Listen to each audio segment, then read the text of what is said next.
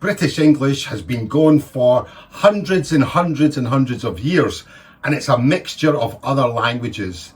Today I'm going to give you 30 very British English pieces of vocabulary.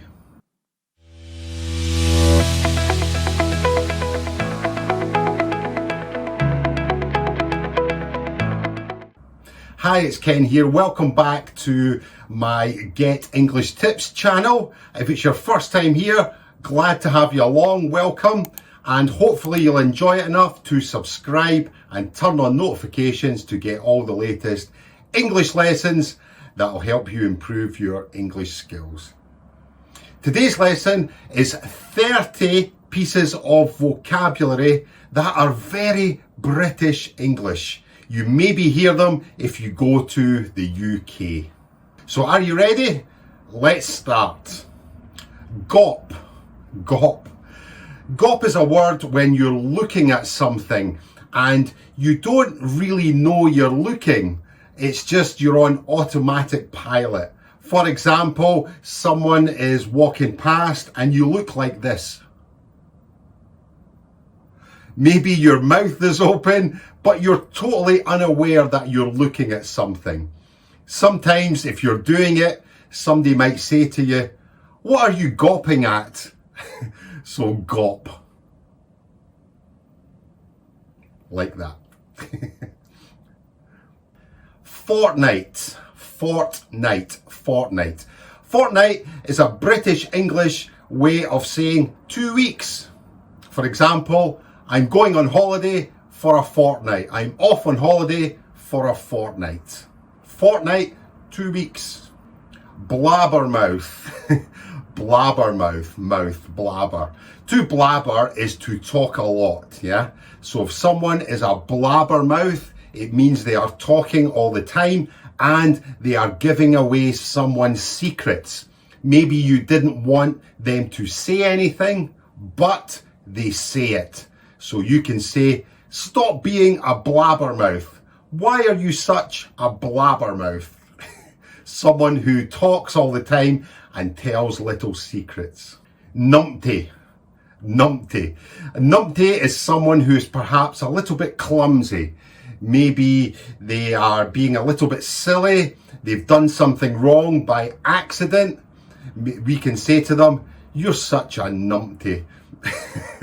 Numpty. Maybe they're walking along the street and they trip. "You're such a numpty." Or they've said the wrong thing at a job interview. "You're such a numpty." So a numpty is someone who is being careless, either with their speaking or with their actions. Minging. Minging. Minging means disgusting, something that is not nice. For example, a person can be minging. They are not very nice. The food can be minging. Its taste not very nice. The smell's not very nice. Maybe an open drain or a sewer. The smell coming up. Oh my goodness, that's minging. So a minging. A person can be a minger. Someone who is disgusting. Someone who is not very nice. It can be as a joke to someone. You can say it to your friends. "You're a minger. You're minging." Kerfuffle. Kerfuffle. What's all the kerfuffle? This is when maybe two people have different opinions and they make a little bit of a fuss or a little bit of an argument or some commotion that is drawing attention to everybody. What's the kerfuffle? What's the commotion? What's the argument? Two people disagreeing. A kerfuffle. Cheeky.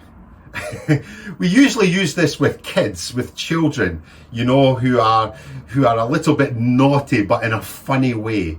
For example, the little kid is being, naughty. They're taking things from you, or they're saying, "Ken, you look very old," or "You look very fat." And he can say to them, "Stop being so cheeky." So it's usually like a little child who is being a little bit naughty, but in a fun way. They're not being nasty with it. Cheeky. All to pot. This is when your plans don't happen. Something happens that makes your plans go all to pot and they stop happening, and the plan that you had disappears and there is chaos. So we would say that's all to pot. What happened with your plans? They're all to pot because I didn't get the money through. So all to pot. The plans that didn't happen and now it's chaos. Chuffed or chuffed to bits. This is someone who is very, very happy with an achievement or some news. I got a grade A in my exams. I'm so chuffed. I got into the university. I'm chuffed to bits. I'm very, very happy. Chuffed. Very happy with some news. Bloody. This is a very British English way of saying very, but in a way that is a little bit kind of rude. We shouldn't use it quite a lot. It's bloody hot. It's very, very hot. I'm bloody furious. I'm very, very angry. So it's a British way of saying very, but more than very. It's an emotional very. I'm bloody angry. It's bloody hot here. I'm bloody starving. So it's an emotional very. Bloody. Chinwag. A chinwag is just two people talking, you know. It's like a meeting up of friends, and you're meeting up with your friends, you're catching up and you're talking with your friends. This is a chin, and a wag is something that moves, like a dog wags its tail. This is a chin wag. A chin wag is people who are talking, friends that are talking, having a conversation. Chin wag. Bollocking.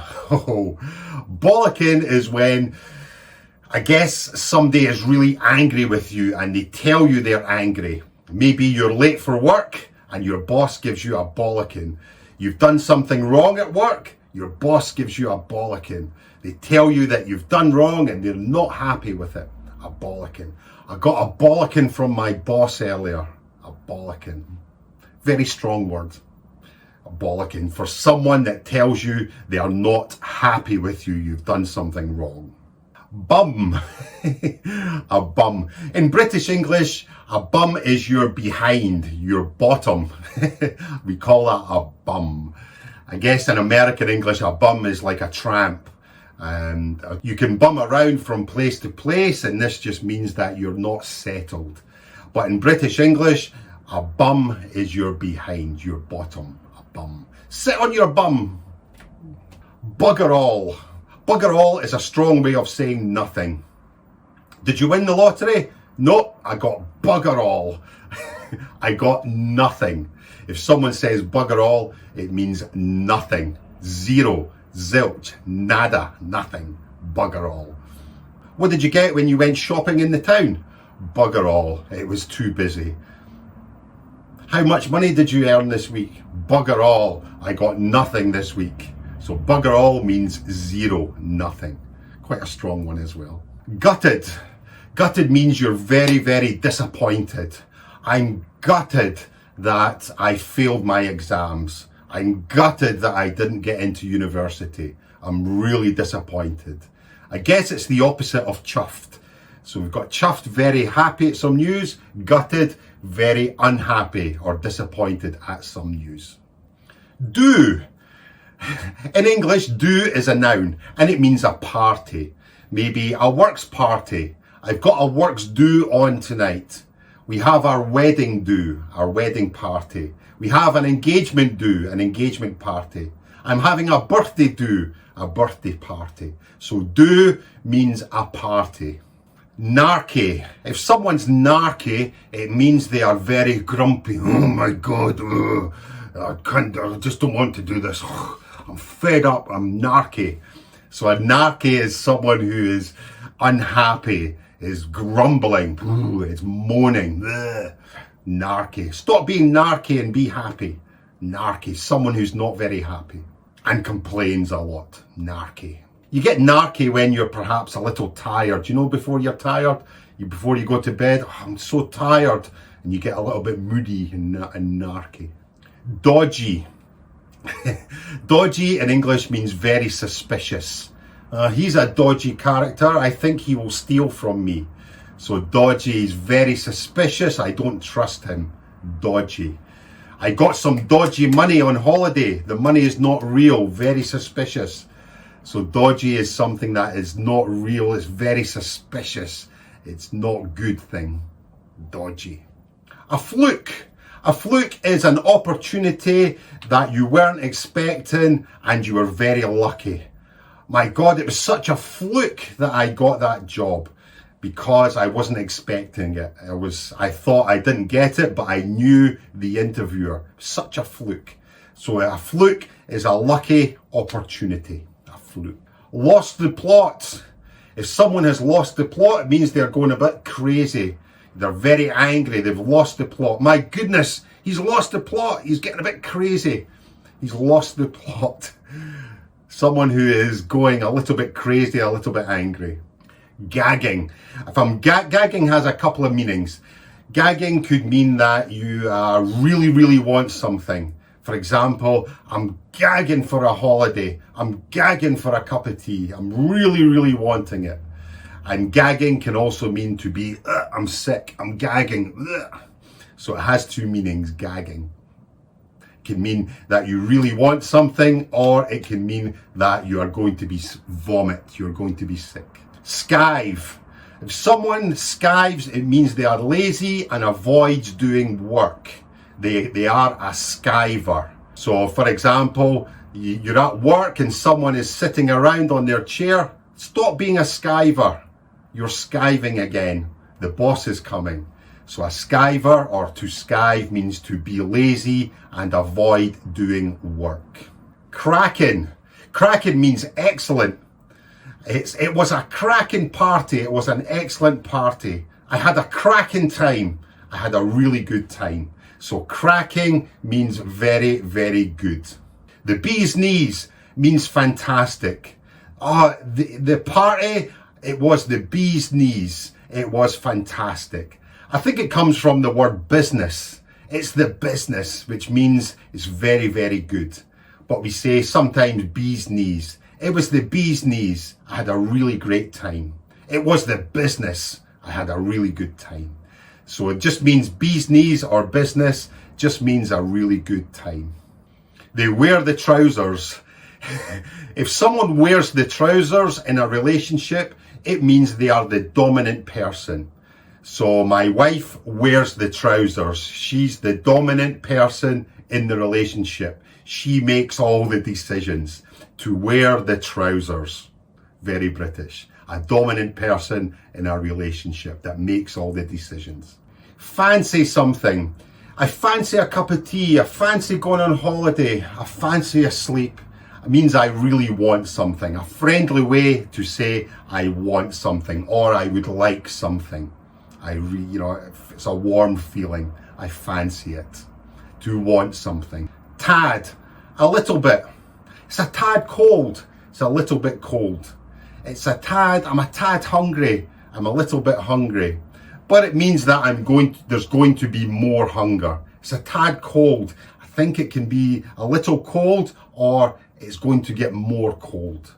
So if you hear tad, it means a little bit, but the meaning can mean a lot. Very confusing, yeah? It's a tad cold. I'm a tad hungry. It's a tad busy. Means it's a little bit busy. It's coming on too much busy. Tad. Your knickers in a twist. This means stop complaining. Stop, moaning. Stop. Just calm down. If someone's getting their knickers in a twist, it means they're getting a little bit angry, a little bit frustrated, a little bit agitated. You can say to them, calm down. Don't get your knickers in a twist. So there's some very British English vocabulary that I hope you can use. Listen out for them in series and in movies. See if you can hear them. And of course, make a couple of sentences below, and as always, I will check them for you. So I hope you've enjoyed it, and I hope you've enjoyed it enough to subscribe and turn on notifications and get all the latest English lessons that's going to help you to improve. So my name's Ken. Bye for now. Please feel free to check any of these videos, and remember, you can subscribe about here, I think it is. So choose your video, which one, up to you, but more importantly, remember to subscribe. And I'll see you on the next video. Bye for now.